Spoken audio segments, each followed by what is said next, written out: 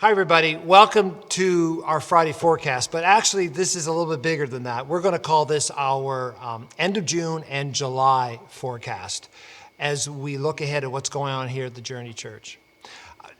Actually, what I'd like to do is just begin with all the news about the health restrictions that, again, are going through another time of loosening up around here in New Brunswick. We're really excited about the news that now we can travel, all of us, to our Atlantic provinces. We're in an Atlantic bubble, and there's a possibility that that might even increase to even a greater extent. And that's all good news. That really is. And we are mindful of the fact that in this time, it's going to be a great time for us to be able to connect and refresh and, in a sense, get out of this very restricted type of living that we've been encountering since March, which feels so long ago. Now, in the midst of all that, of course, the question becomes, well, where does our in-person worship gathering start happening again? And I know that there are so many different churches right now that are now navigating that in their own unique way, depending on their size, the size of their buildings, what opportunities that they feel that they can use in these ways. And we just want to celebrate all those efforts in so many ways. But at the end of the day, for us here at the Journey Church, we have to say, what's the next best steps for us? I just want to remind you that as you look at all the sort of the description of how a religious gathering for in-person worship services can occur, there's still that fundamental statement, which to me is such a hinge point, and that is physical distancing still has to be respected. And that also includes how people come in, how seating happens, the distancing happens, the cleansing process happens, and all of that. And when we recognize all that, we recognize that we want to be up for experimenting and seeing what in-person gatherings will look like at our three campuses, is that we want to make our gathering online our primary place of connection still.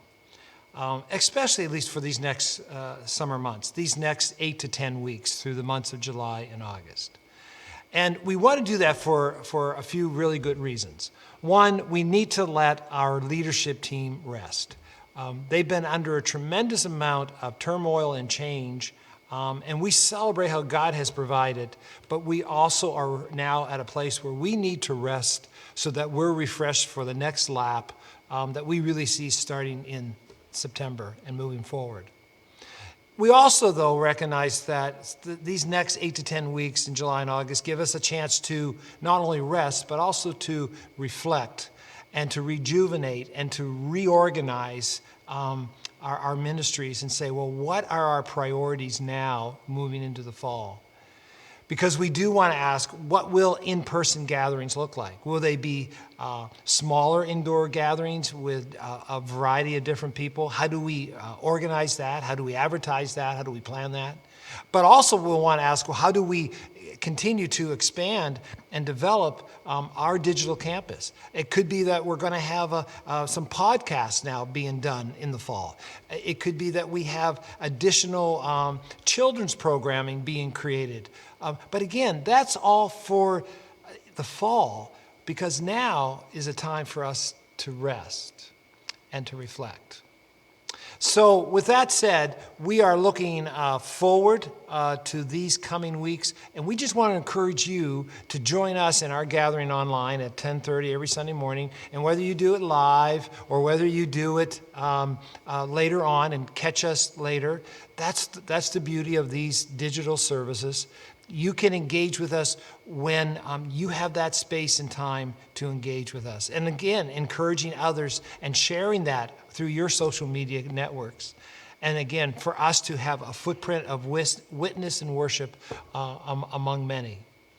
Now, with all that said, that does not mean that there's not other things happening. And we do want to celebrate as we look forward into July and August. We want to celebrate that we're having a new ministry program for children called JKTV. And these are going to be episodes that are being produced by our 2 summer students, Tom and Sophie, and they are going to be geared for our kids to learn some music, to hear God's word, to hear the Bible stories. And it's something that hopefully your children, grandchildren, and the neighbors' children can all participate in and be part of JKTV. Also, a dance camp is coming up for the month of July.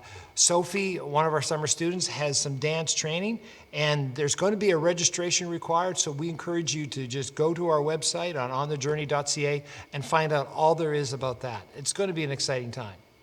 Now, again, like I said, this forecast is a wrap-up of June and looking into July. So this coming Sunday, June 28th, Micah is having his final youth Zoom get-together before the summer break. And we want to encourage you to attend. If you have any questions, it's Micah at onthejourney.ca. Also on Sunday at 6:30 p.m., we're having a Zoom edition with our Body Life prayer time. We want to invite you to come and join us for prayer. The time is only 1 hour long. Sharon Francis, our prayer director, gives leadership to it. And we look at all of the needs of the church and pray for people. And there's so many prayers that we want to right now offer on behalf of others. So we invite you to come for that 1 hour this coming Sunday, June 28th. So with that said, again, please take advantage of always checking our website for information. Join us on our YouTube channel right now and click the subscribe button and the little bell so that if there are updates that are happening in that way, we can keep you informed. And again, if you have any questions, feel free to email us at info@onthejourney.ca or phone us at our church office. Now again, God bless you. Looking forward to the next number of weeks of what God's going to do in all of our lives. And just pay attention to all the beautiful things he wants you to see because we know that Christ loves us. God bless you. See you later.